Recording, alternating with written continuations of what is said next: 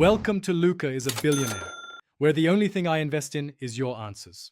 In this video, I will explain how to play multiplayer in Path of Exile.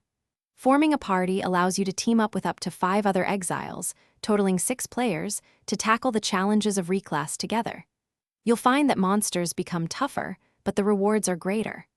Plus, you'll earn bonus experience for each additional person in your group, making progression faster and more engaging.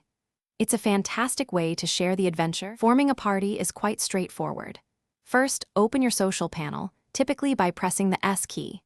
From there, you can right-click on a friend's name and choose Invite to Party. Another quick method is to type /invite followed by their character name into the chat box. Remember, everyone needs to be in the same game league, like Standard or a current Challenge League, to successfully join forces and begin your shared journey. Now for the frying.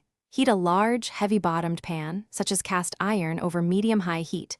Add 2 tablespoons of oil or a combination of oil and butter. Once shimmering, add your seasoned potatoes in a single layer.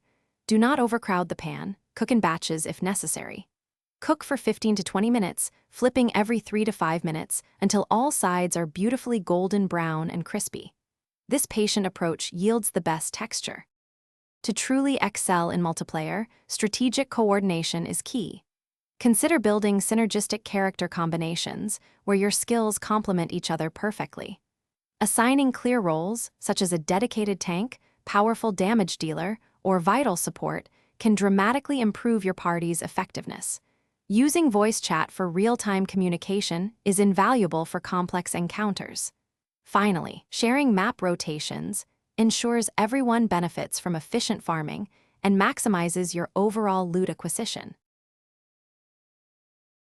Thanks for watching and please subscribe. It's the best investment you'll ever make.